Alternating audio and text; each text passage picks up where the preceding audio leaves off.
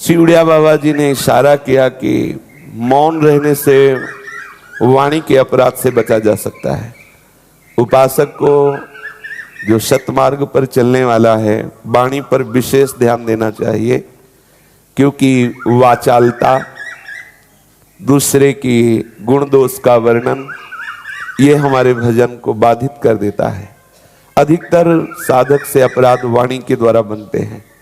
वो किसी की निंदा कर देता है, किसी वैष्णव में दोष दर्शन कर लेता है और उसका वाणी के द्वारा वर्णन करता है, या अपने आराध्य देव के विपरीत प्रपंच वार्ता करता है। ये सब वाणी से बहुत अपराध बन जाते हैं, जिनको हम अपराध मानते नहीं। इसलिए इशारा किया पूज्यपाद उड़िया बाबा ने कि पंडित जी, मौन से वाणी के अपराध से बचा जा सकता है। एक बार पूज्यपाद उड़िया बाबा ने कहा कि जब तक साधक को भगवत साक्षात्कार ना हो जाए तो पुरुष साधक का आकर्षण स्वाभाविक स्त्री शरीर पर होता है। ये बहुत बड़ा आकर्षण है।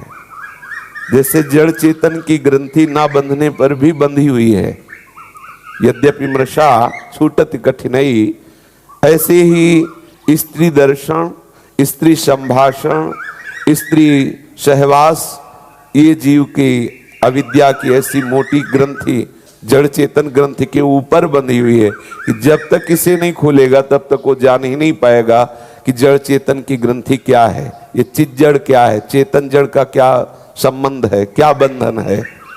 इसलिए महापुरुषों ने जो स्त्री शरीर साधक है पुरुष शरीर साधक के प्रति और पुरुष शरीरधारी साधक स्त्री शरीर के प्रति बहुत आकर्षण होता है, इसलिए बचने के लिए आदेश किया है। शास्त्र ना स्त्री शरीर की ना पुरुष शरीर की मान्यता करता है, दोनों की निंदा करता है, क्योंकि शरीर भाव में हमारे द्वारा जो असत आचरण होते हैं, जो नाना प्रकार की कामनाओं से प्रेरित होकर धर्म विरुद्ध आचरण होते हैं, वो शरीर अभिमान के कारण होते हैं।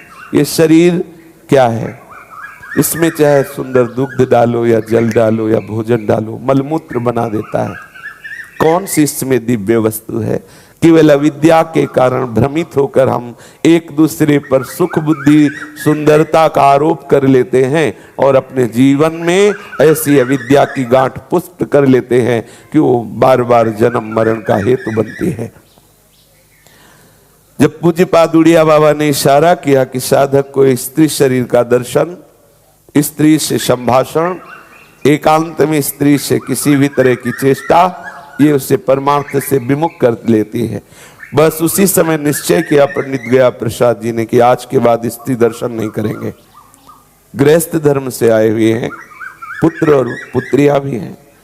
आपने निश्चय देखो 42-45 वर्ष तक सदगृहस्थ का आचरण किया, बहुत बड़ी शिक्षा मिलती है।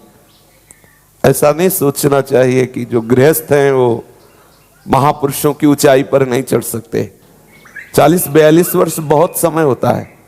40-42 वर्ष तक गृहस्थ रहकर संतान उत्पन्न करके धर्म पूर्वक और निश्चय कर लिया कि आज के बाद कभी स्त्री दर्शन नहीं, स्त्री संभाषण नहीं, पूर्ण निश्चय, और लिखवा दिया। वहाँ शायद अब भी लिखा हो, उस समय जब दर्शन करने गए थे तो लिखा था स्त्री प्रवेश निषेध। वाह, ये निंदा नहीं है, कोई ऐसा ना समझे कि स्त्री की निंदा की जाती। इस शरीर राग मिटाने के लिए शास्त्र ऐसा आदेश करते हैं। जब तक सर्वत्र भगवत बुद्धि नहीं हो जाती तब तक हमारा स्वाभाविक राग 3 पर रहता है।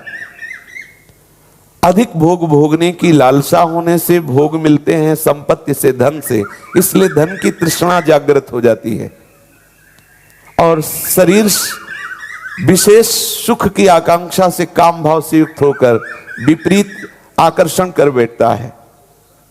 और मान अर्थात कंचन, कामिनी और कीर्ति, ये 3 ऐसी बड़ी खाइयां हैं जिसमें साधक फंस जाता है और इसी में सब फंसे हुए हैं।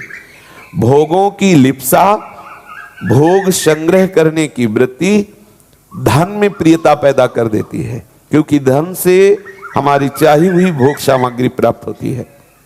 शरीर आसक्ति